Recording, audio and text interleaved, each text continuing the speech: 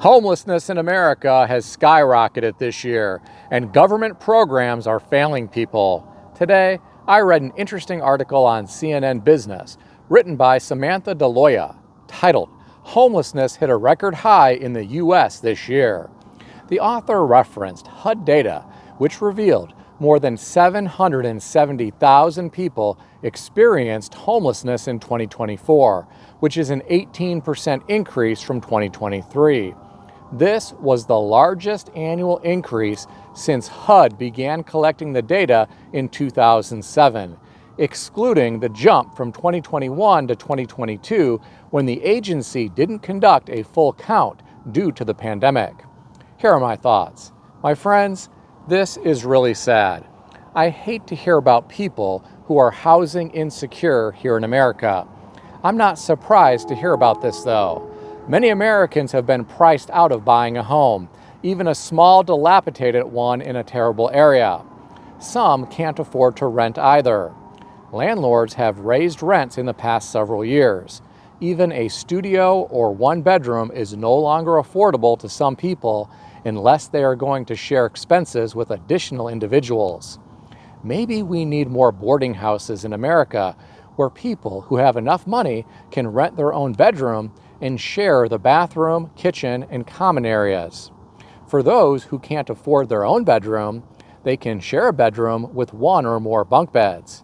Either this, or we may need to sleeping pods like they have in some other countries. It's so crazy to me what is happening in our housing market these days. Having lived during the 2008 crash, you had a hard time giving a house away after that. I bought several properties for a fraction of what they had been sold for before, and I wasn't competing with any other buyers because so few people had cash or access to financing back then. I also showed properties to clients that were at bargain basement prices. I vividly remember showing a young couple two cookie-cutter production-built homes that were right next to one another. They were about the same size but different models. If I remember correctly, they were each less than 5 years old at the time and in pretty good shape. The previous owners who lost them to foreclosure didn't trash them before moving out. These clients could have bought both properties for less than half of what the previous owners had paid. Homes in this neighborhood are now selling for approximately 4 times what these people could have bought those homes for, and the homes are much older now. They weren't built well to begin with, so I suspect many of them are going to need a lot of expensive maintenance at this stage in the game. Yet, they are selling for a crazy amount of money. Starter homes are more expensive than ever, and so is rent. Hence, we have a homeless situation in our country. Some people might try to blame this homeless situation on immigration or drugs, but there is more going on here. All of the trillions that the government injected into the economy, along with artificially low interest rates for far too long, created a big mess in my opinion. But what do I know? I'm just some guy on YouTube. Now I'll share some of the comments with you from beneath this article. The first commenter said, "Everyone is one paycheck from becoming homeless." The next commenter said, "Corporations remain unchecked as we pour trillions of dollars of debt on their behalf. The continued cries by them, the corporations of 'help me, I'm failing as a business,' continues to drive the national debt up and out of control. Yet, the government will help the wealthy, but not the tired, weak, hungry, and poor who are at their mercy. All of this shows America is failing, and the rest of the world is watching it fail." The last comment that I'll share with you came from someone who said, "Those who say that the homeless are there by choice due to drugs or criminality have no real exposure to the homeless. Yes, absolutely, that pertains to a small percentage. But the rest consist of the elderly, the ill, the bankrupt, veterans, and first responders with PTSD, the uneducated, and thus the unemployable, and truly those who have experienced the worst in life, either by choice, circumstances, or both. The causes for homelessness are as varied as the quantity of homeless. Corporate greed, the high cost of living, the utter lack of compassion and empathy by many, the lack of a true safety system, and an utter unwillingness to look at options, such as turning the abundant office buildings into living spaces and/or shelters, are just the tip of the iceberg. Well, my friends, the commenters always have interesting things to say. What do you think about all this? Share your thoughts in the comment section below. I read another interesting article today. This one was on Yahoo Finance, put out by Business Insider, and written by Ali Kelly and Noah Scheidlauer, titled, "Older Americans Are Falling Through the Cracks of the Programs Designed to Save Them." Now, this story was interesting. The authors referenced reader surveys and direct emails from more than 3,600 adults, which were collected by Business Insider.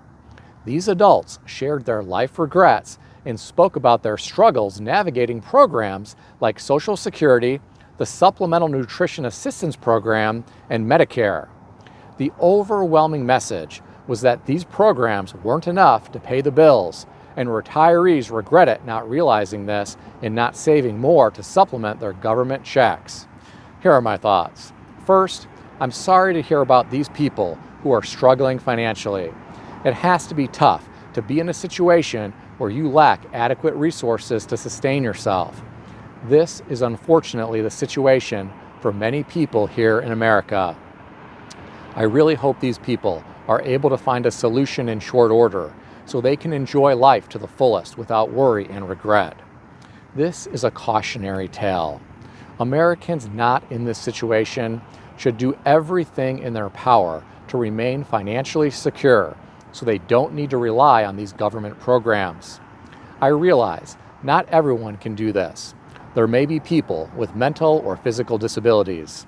With that said, there are others who may be able to make sacrifices earlier in life to set themselves up later in life. Many are unwilling to do that, though, because it isn't easy or fun.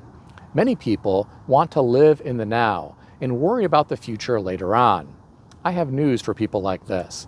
The future happens sooner than you think. Time seems to speed up as you get older. It is truly a weird phenomenon.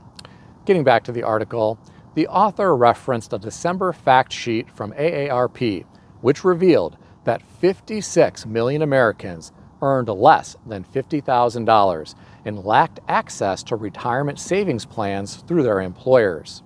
Here are my thoughts. Even people who lack a workplace retirement savings plan can still prepare for retirement.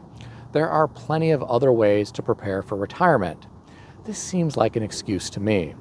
There are plenty of other things that people could do, including but not limited to opening a traditional IRA, a Roth IRA, or a taxable investment account. Or someone could buy rental properties, so renters could pay the mortgages on the properties.